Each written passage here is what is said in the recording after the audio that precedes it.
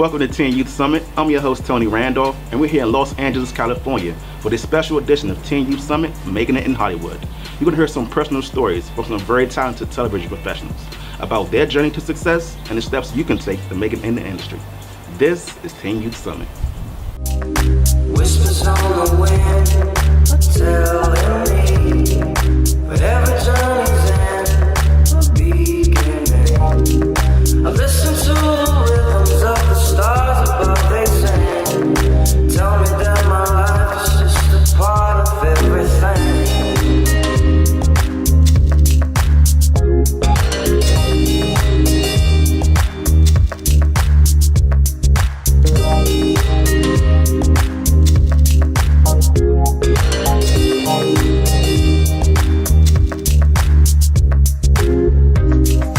Whispers on the wind, the long lost place. Now you're gone again, still see your face. I listen to the rhythms of the tide upon the shores. Tell me that your death is just a breath and nothing more. Whispers on the wind, now you're gone again. Whispers on the wind, now you're gone.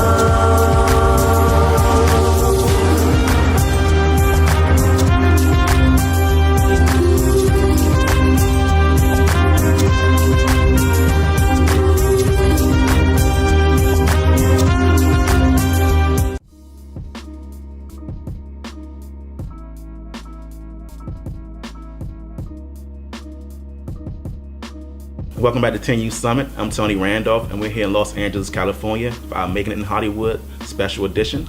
And I'm here with a very special guest. Please tell our viewers who you are and what it is that you do professionally. Hey, what's going on, everybody? My name is Adrian Martin. I am a cinematographer and photographer and editor as well. Now, Adrian, what caused you to want to seek out a career in cinematography? It's crazy. I started off doing photography in 8th grade, but I've always been into it since a kid. And I remember, just shooting with people, doing just a lot of different photo shoots and conceptual shoots. And somebody told me, they were like, eventually you're gonna transition into video. I'm thinking nah, that's not my, my field. So I didn't see myself at the time transitioning into doing anything with film until I actually started doing small short films with friends, nothing too serious, but just doing stuff for the fun of it in high school. Then I from there I'm just now getting to know I was actually starting to edit and just naturally, but I'm okay, I'm actually good at this, so let me keep doing it. And from there just transitioned into music videos, actual short films, working on sets, just getting that experience, and putting my I guess expanding your brand, exactly, I think, learning your craft. Yeah. Okay, so you say you started at an early age. I think you said 8 years old? No, eighth grade. Eighth grade. And then around that time I was just playing with cameras. Okay, and then were there any teachers or coaches or friends that inspired you at that age? It's crazy. My granddad was actually a photographer, and he used to have loads of, still to this day has loads of old photos and family, friends. Has his own dark room in Linwood. Shout out Papa Herman. But yeah, man, he that was one of my biggest inspirations. Okay, now what are some of the challenges of being a cinematographer? One of the challenges being a cinematographer would definitely have to be testing out every idea that you have, every concept that you have, trusting your vision, not being discouraged if something doesn't work out, trying new things. I would say that's some of it. Okay, cool. Now, what advice do you give to someone thinking about a career in cinematography? Definitely to, once again, test out every idea. Really be yourself in all. Whatever it is that you feel creatively, try it out. yeah, just really put your all in it and do it because it's a love that you have naturally, and not, you know, just to be cool or anything. Like, just if it's your art form, then go full fledged with it. Now you said the keyword to be yourself, but are there any other cinematographers that you kind of got inspiration from? Not any cinematographers, Okay. More so directors. Okay. Like Ryan Coogler, Jordan Peele, Beast, Okay. Quentin Tarantino, big Quentin Tarantino. Okay. Spike Lee, you know, John Singleton. I love like the old school hood movies. Okay. And And they're very unique and different too. They're very unique and different. Exactly. And they think outside the box. Yeah, you know? definitely not just, you know, anything all in your face, but yeah. Okay. Now, what are one of the projects, whether it's recently or in the past, that you are most proud of, or that stands out the most, and why? Ooh, one of the I'm gonna go from the past first. Okay. Photo shoot that I did with one of my close friends, Cortland. It was definitely one of the most challenging because he was falling off of a bridge, and we had like literally 2 to 3 seconds to capture the image of him falling off the bridge into the water. You know, so. That's kind of dangerous, though, right? Definitely dangerous. Definitely dangerous. But, you know, we were just like, hey, bro, like, gotta get the shot. And that's all what about we did. the shot. That's exactly what we did. We tested out with a rock first because it was like maybe like a 20 feet fall. So I tested out with a rock and literally only had the rock in 3 frames. By that time, Awesome. it was already in the, you know, in the water. So I'm like, all right, bro, we got it. let's see if we can get it, and we got it. It was dope. Okay. One of the more so recent films that I just did, my homie Ritz, it's called Dirty Laundry, and that's with a great cast of I think it's like nine total actors and actresses. Just beast people. You know, they know exactly what they're doing. We shot that in like a week. No, I'm sorry, 10 hours actually, but planned it in a week. Yeah, spread it out over a week. Yeah, and got everybody and executed. Okay, cool. Yeah. Now hold that thought. Let's take a quick commercial break, but we'll be right back with more insightful questions for Adrian. Stay tuned. She don't want no man, no. It's perfect. She could be your friends, Yeah. I feel you, and this got me feeling myself.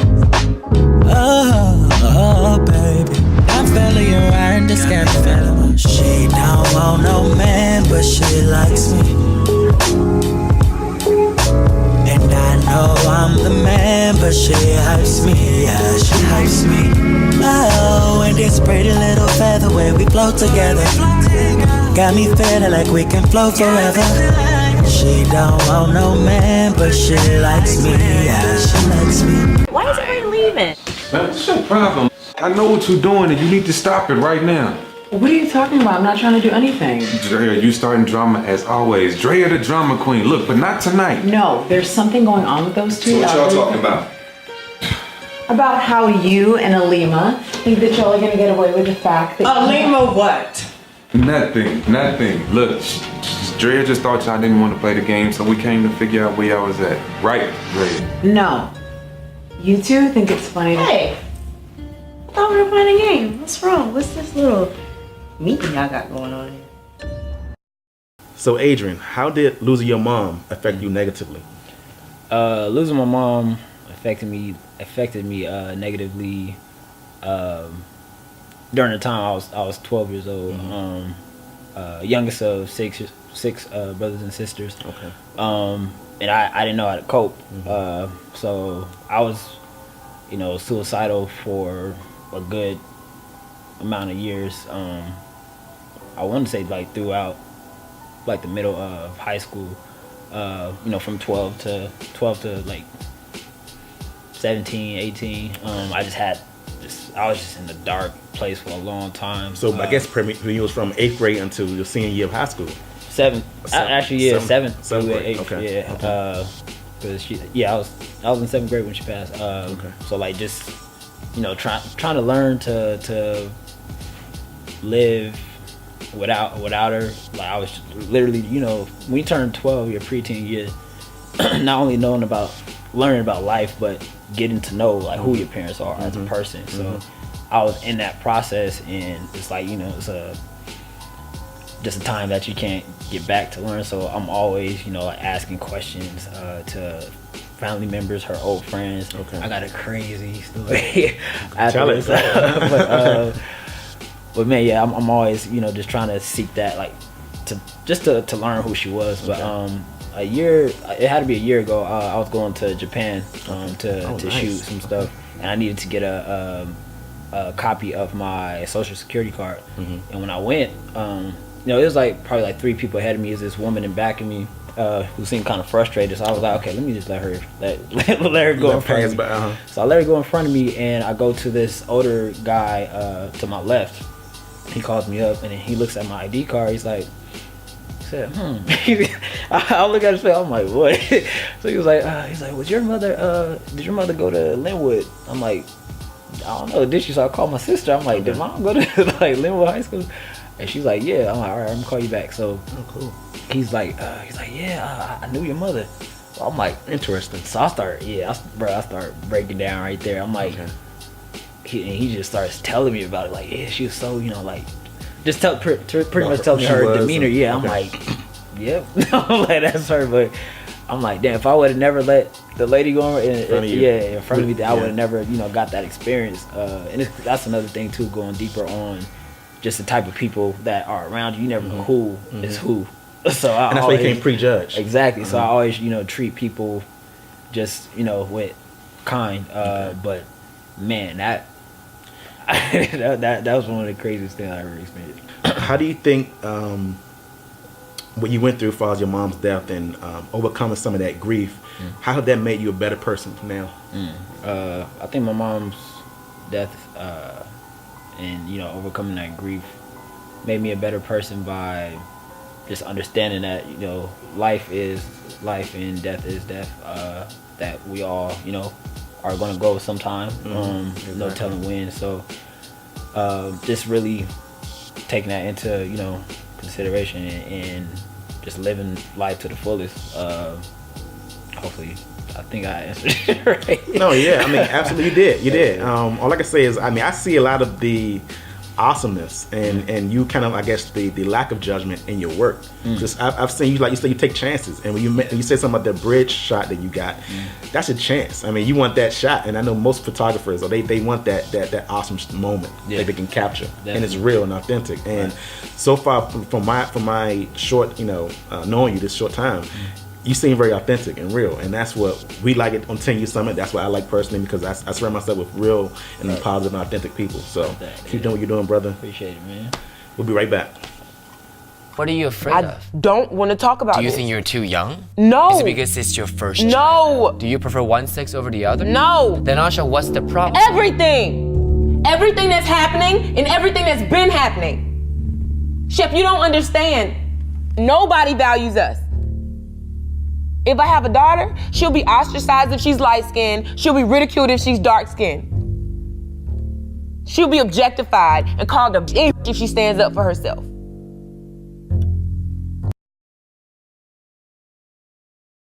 Can you rap? Can I? You don't have it written on here, but I just thought maybe. Oh, you just thought like, okay. Yeah.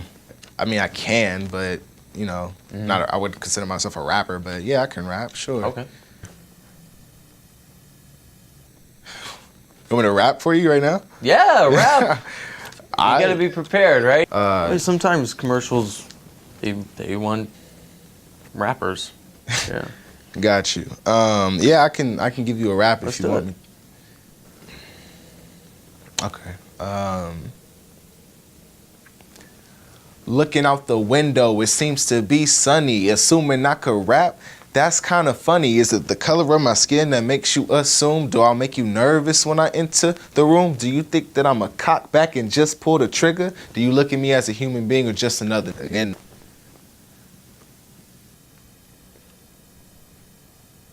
Okay. Great.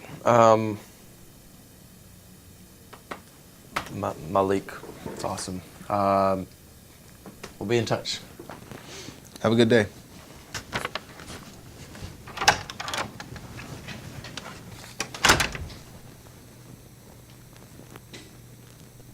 Welcome back to 10U Summit. I'm here with the very talented guest, Adrian, who happens to be a cinematographer. And Adrian, what keeps you motivated, especially during hard times and when maybe the work is slow? When the work is slow, my family, always. Good. Just family, friends, close friends. Okay. They always keep me motivated. They always, like tell me to, every time they see me, to continue, doing what I'm doing. My brother yesterday just gave me this heartfelt, speech, just off bat, because he sees my hustle and just everything, and that always motivates me from jump. Awesome. Now, how has cinematography or just this field in general changed your life, whether it be personally or professionally? Personally, cinematography has changed my life. Just because I knew I was creative as a kid, but I didn't know it would be in this aspect. So every time I'm shooting, every time I'm creating, whatever it may be, I'm like, damn, this is me. Like this is where like I get life, and it's a feeling that I can't really I can explain it, but I can only show people literally how I feel, and why it's something that I'm blessed to have. Lots of time I'm blessed to have. And I definitely agree, because I've seen a lot of your work, and I mean, the fact that I wanted to really interview you, so I'm thankful that you was able to sit down with me, because I was like, I got to get this brother on camera. I got to kind of, figure out where some of his creative juices come from and everything. Yeah. But you're doing some awesome stuff, and I really mean that. And Thank you, my next question, though, what would you do differently in your career, based on what you know now, compared to when you first started out? Based on what I know now, what I would do differently is work with a few different people that I started with. Though I'm thankful for the experience and everything, but there are like shady people in the industry. They don't want to pay you. They want It's a business.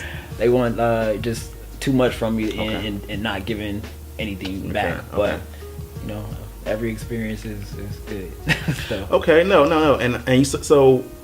What is next for you? What do you want to do next, as far as the next level, to just beyond just building your brand, but to go to that next creative level and be like, next creative thing, really next level. I want to continue to. I want to do a very impactful feature film, which I already have the ideas and everything. Cool. It's just about getting it down packed and executing it, but. Man, when I tell you, it's gonna be awesome. I think family, old friends, and everybody will definitely appreciate it once it's complete. Okay. Well, listen, if someone want to reach out to you for questions, how can they reach you? If you want to reach out to me, feel free to catch me on Instagram, Twitter, Facebook at Adrian J Photo. All my information is there. Website. Photos, email is adrianjphoto@gmail.com. Well, thank you, Adrian, for joining us with 10U Summit. Wish you continued success, brother. Always, man, too. And we'll be right back. At Bowie State University, I found a place where teamwork doesn't feel like work and campus feels like family, where I am rewarded for expressing myself and pursuing my passions. My professors set high expectations and give me opportunities to succeed. When I help others, we succeed together. I learned that I can excel at Bowie State and do so much more.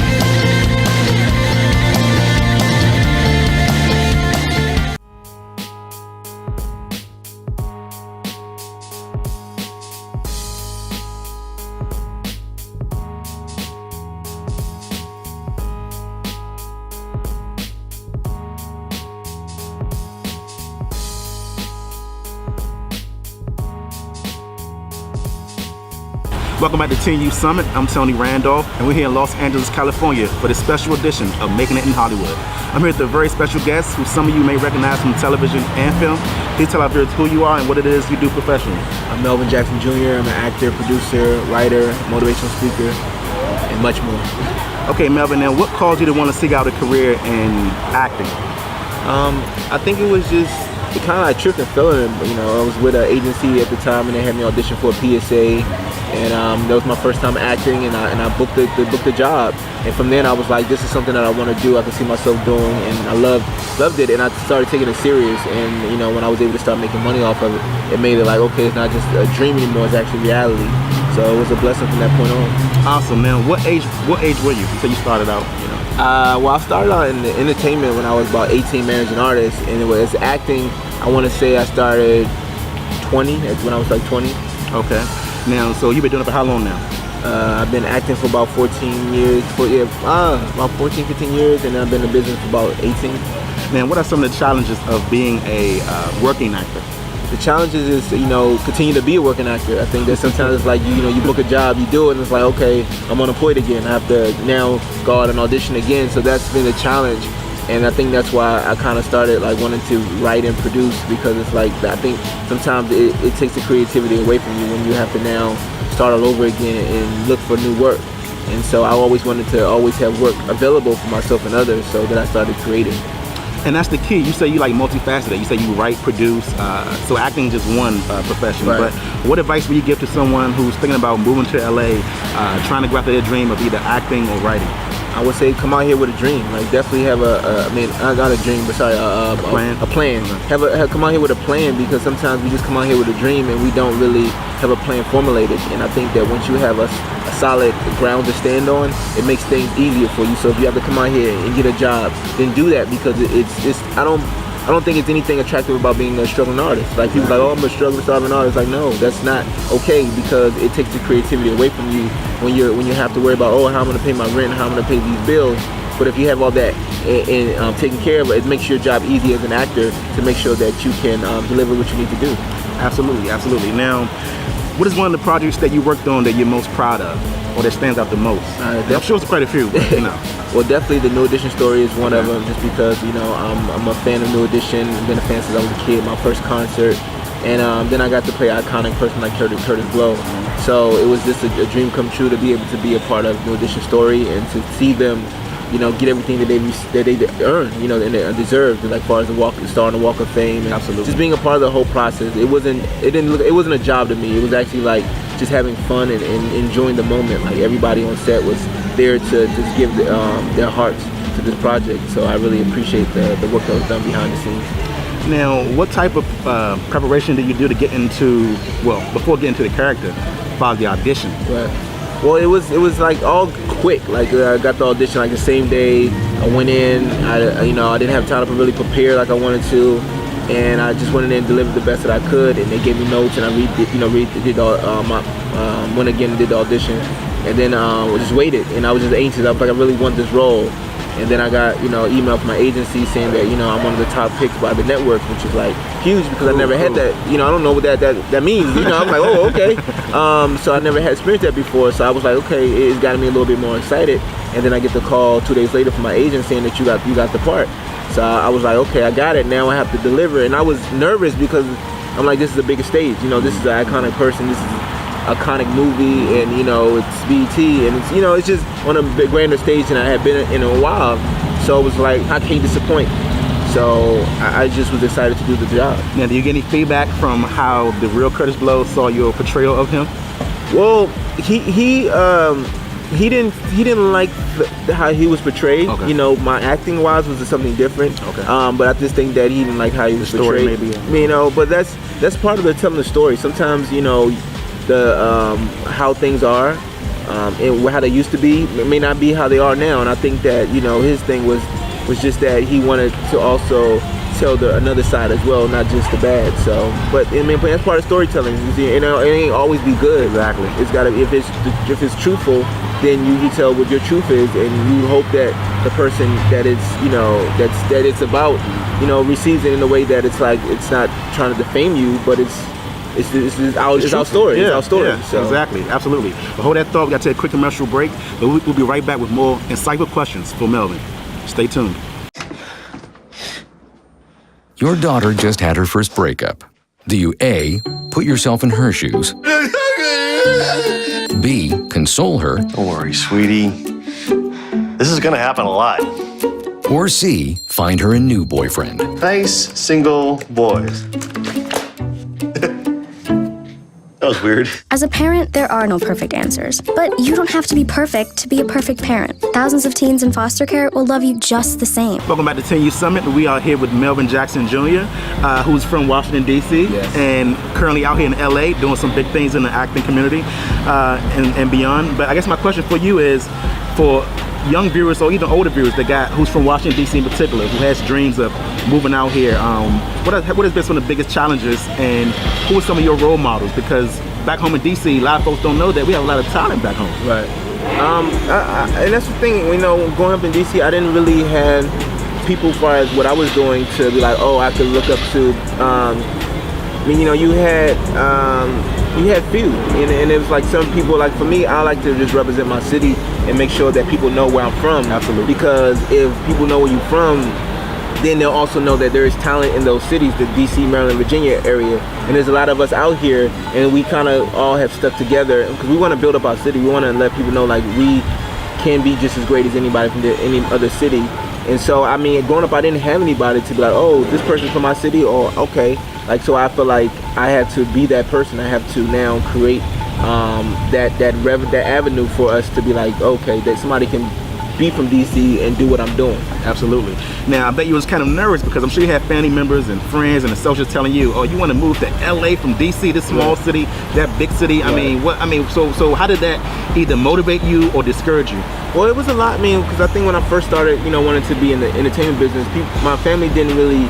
Most of my mom was always supportive, but like father and other people like really didn't understand because they didn't know anybody personally that was in the business in our family. So it was like when you say you want to do something, they're like, oh, okay, whatever, type of thing. Not trying to discourage you, but just trying to be real. They don't know. If you haven't stepped outside of your comfort zone or your area, you don't know what else is out there. So I always just had big dreams. So I was just like, I don't care what anybody else say. Like, I know what I want to do. I know what I want to be. So I'm gonna live it. And if I fail, then I fail. But it's gonna be on me. It's not gonna be because I'm scared or because people are telling me not to do it. Exactly. And if that's the case, you shouldn't even do it. Right. If you're scared. So, right. But one thing you said that really hits home with me, you said that you and other folks from DC kind of unite and stick together. Yeah. And that's the big thing, because the misconception about people from the DC, Maryland areas that we all like fighting each other, we all kind of like backstabbing, trying to stop the next person from getting ahead. But little do they know, especially right now, a lot of people from DC are sticking together and are working together and collaborating and trying to do some great projects. And that's a good look. So, but my next question, I also heard you do some great things with the youth. Can you tell our viewers a little bit more about that?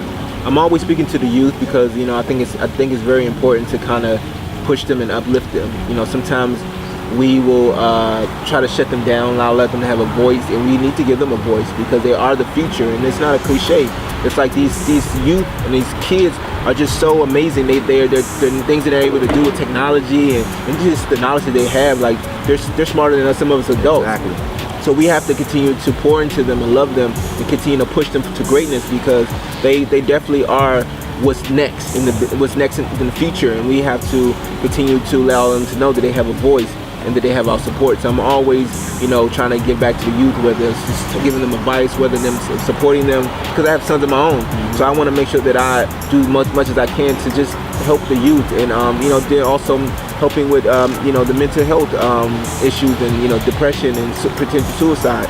Losing my father to suicide, it woke me up to like, this is real, when it really hits home, and I don't take it for granted anymore of like life. And like, if you can help save a life, then you do that. If somebody's going through a problem, you may have your problems, but you put your problems to the side and you help them through it. And so I just been really I've been an advocate for mental health and just making sure that I make it known, and especially in our community, that we have to take it serious. That if you see somebody going through something, that you have to stop what you're doing and you have to take time out and be there for them, to support them, try to get them help. Right. Now, question: you said your father he committed suicide? Yes. Now, how old was you when your father committed suicide, and how did that impact your life?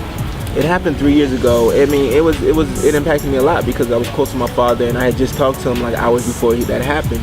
And so, I didn't understand, if he was going through that much pain, why he couldn't just tell me.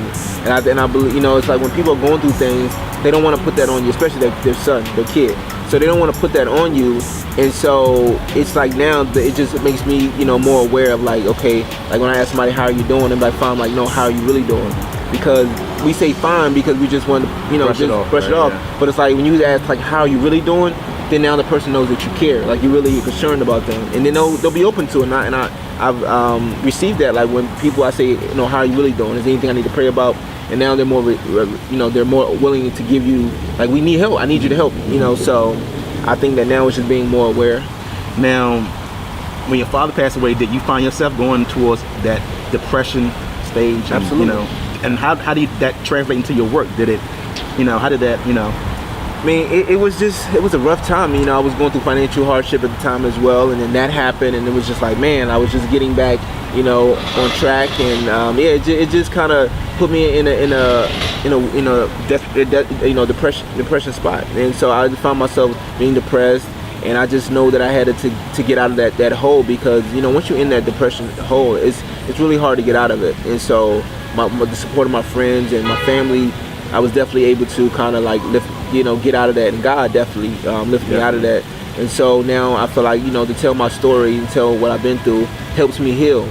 So it's just always a constant reminder, like, you know, I would never let his death, you know, be, you know, for nothing. I have to make sure that, to be in vain, I got to make sure that his legacy lives on through me, and that I continue to make him proud.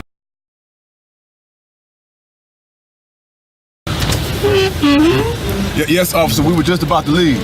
Listen, I know how I was back in the day with my special lady in the park. So I'm gonna give you 25 minutes. You probably gonna need 5, but I got 25. And we're economy. Listen, but I wanna talk first. I wanna ask for license registration sometimes, and then you always get the glazed donuts on top. I want some glazed donuts. Then you don't even let me touch the radio when the dispatch come in. Like, you need a hug or something, man. You're too angry. Man, I wanna be a real cop. I signed up to be a real cop, not some chauffeur that, like Morgan Freeman or somebody. What the heck? Steak and lobster? This chick is going in on the first date. If I was a brother on a budget, I'd be ordering bread and water. So you gotta cut it like this, you know? You over here looking like a 6-year-old trying to cut that steak. I'm just saying, how you gonna order something you can't even cut? I don't mean to be making fun of you, but this is hilarious right now. I got Where are you putting all that? I told you I love to eat. I see. You must have a 300-pound woman trapped inside your body, because girl, you can eat. This is the joke, right? I'm being punked. Y'all punking me, right? Yo, Ashton Kutcher, where you at? Where you at? It's like you two got some catching up to do. Yes. No, we don't. Yes, we do. No, yes, you should. Don't leave. Don't leave. Yes, you should. Yes. Don't leave. No. No, I gotta go. No. Yes. Oh, no, I can't do it. No, I gotta go. Now, my boy asked you a question. What you looking at? Nothing. Oh, so what you trying to say? We nothing now? What's in Miss Jenkins' class? Oh, here. The little man. Let me hold $1. I know Fat Mike. Who? Fat Mike? You know me. I'm a little dude from across the street. Oh, what's that supposed to mean? We don't live around here. Count right? Yeah, when I was rich before this hit batch. We need another 60 more in a couple days. 60 more? You know how we do, so don't be crying, Bernard. Why you got a gun, Bernard? You ain't heard? Avon's home, so we tooling up. Bro, you ride my last good nerve. That ain't the only thing I can ride. Way back to the interstate. Can I get 2 track disposable phones? They're on special. 4 for $180. Just the 2. Seems to me one phone is as good as the next. Only a fool drive all over the world when there ain't no need. You can call it whatever you want to call it. You call it getting down some facts. So let's talk about this gun. Did you guys actually see a gun? Or did you just speculate there was a gun? It's a real piece of work, huh? Class of soldiers. It's good. The day is coming. Coming real soon. So it says you've been on the force for 6 months. This is your first shooting. First time you fired your weapon. How do you feel about that, Officer Coop? Oh, we don't like to use that word, but we can't stop you from using it. We prefer the term information specialist.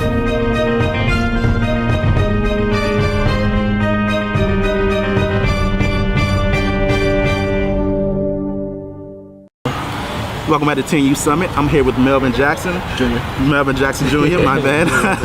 Please tell our viewers who inspired you growing up. Definitely, I was inspired by, as far as the music game, definitely Diddy, and Eddie Murphy, Denzel Washington, and Samuel Jackson. Those are the people that I looked up to when I started acting and pursuing. And definitely Denzel Washington and Samuel Jackson was on the dramatic side, and Eddie Murphy was the comedy side. So I definitely had those guys to look up to and see like, man, like the hard work that it takes to get to a point. Seeing everything from everything that they all went through, and so it was definitely a testament to like what hard work gets you. And I'm just honored to now be in the this industry with these guys, the amazing guys that have set the blueprint, set the blueprint for us as young actors. Okay, now what keeps you motivated during hard times, as far as when the work is kind of slow? The creativity that I'm able to create, like anything that's in my head, I'm able to sit down and put it on paper, and I can go out and film anything that I want. Like I don't have to wait until an agent calls me for an audition or a producer say, hey, I want to hire you. I can actually get with my friends and we can create projects, whether it be a web series, whether it be short film or whatever. So it's just a beautiful thing that now we don't have to wait anymore. Okay, absolutely. Now, how has acting changed your life professionally and personally? Acting has changed my life professionally a lot because it's given me, a broader platform to stand on. Where before it was just, I was just this guy that just wanted to pursue acting or wanted to pursue music, and now it's like when people see me on TV and films, it gives me a bigger platform to speak out about things that I'm passionate about, whether it's being an activist for youth or mental health. Okay.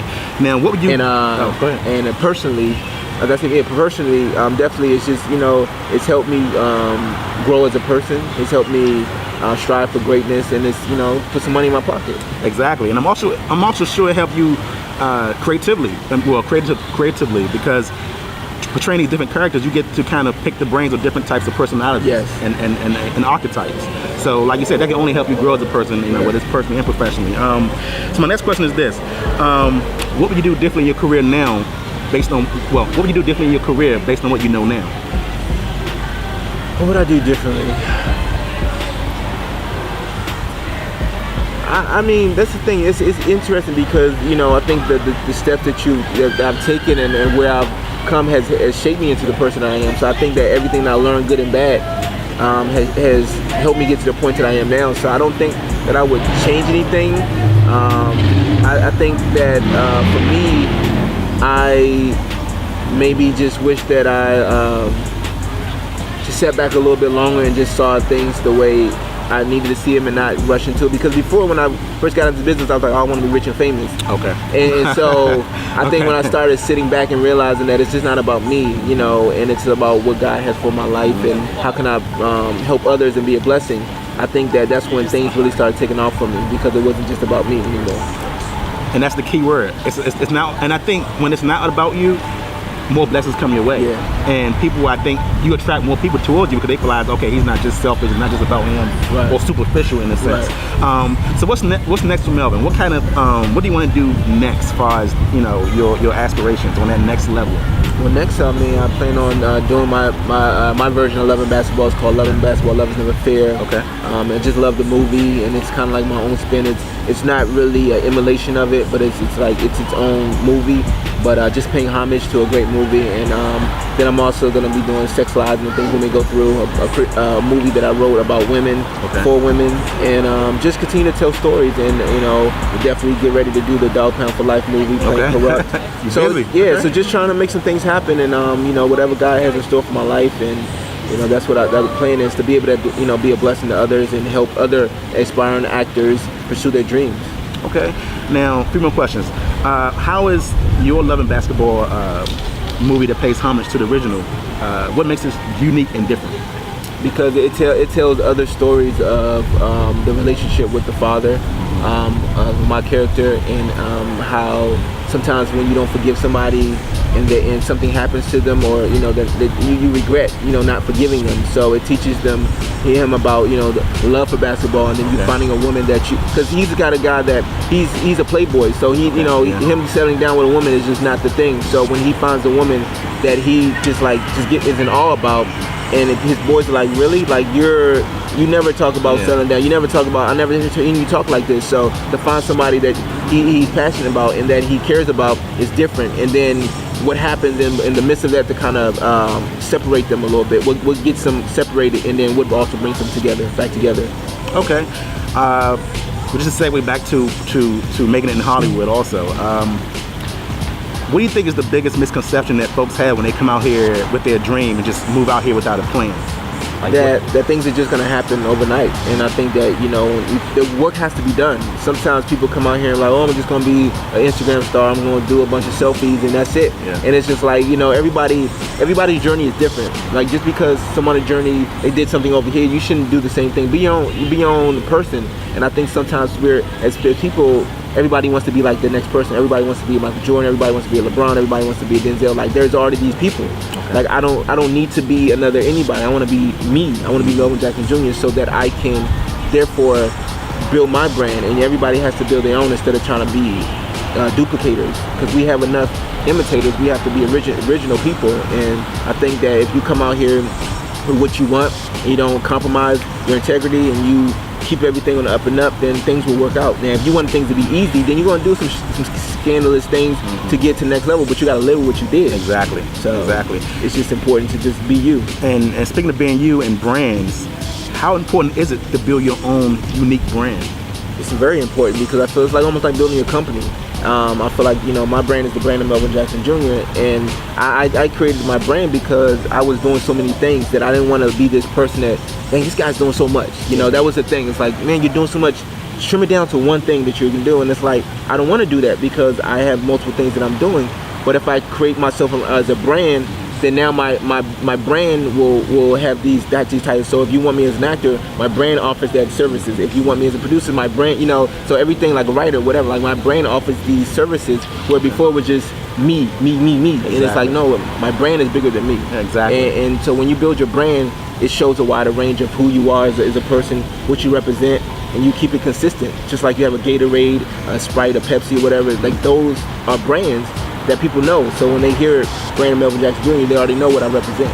Okay, that's amazing. Now, how can someone reach you for questions if they wanted like more advice? Do you have a certain website, email, social media? Yeah, my website is melvinjacksonjr.com. I'm on Instagram, Facebook, Twitter, Melvin Jackson Jr. I'm not really a hard person to get in touch with. I'm very personable. That's how a lot of my stuff is coming about, through social media. People reaching out to me, either that or to my publicist, Tanya Kamache. So it's just definitely a blessing. I'm always open to help and listen to others and just, continue to bless others. Absolutely. Well, Melvin, thank you for joining us on Teen Youth Summit. We wish you continued success. Thank you. And we'll be right back. Hey Luda, got a sec? Yeah, what's up? I'm really worried. One of my friends is living on the street. I know someone who can help. Who? 1-800-RUNAWAY.org. They help kids having a rough time at home, in school, or on the street. You can do a live chat on their site. They will help get her to safety. Thanks, Ludacris. Trust the National Runaway Switchboard. If you're having a hard time, get online or call to chat now.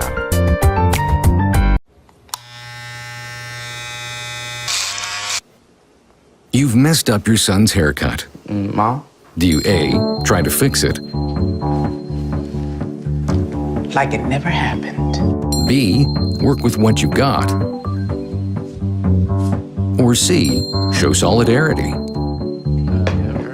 Thank you, baby. As a parent, there are no perfect answers. But you don't have to be perfect to be a perfect parent. Thousands of teens in foster care will love you just the same.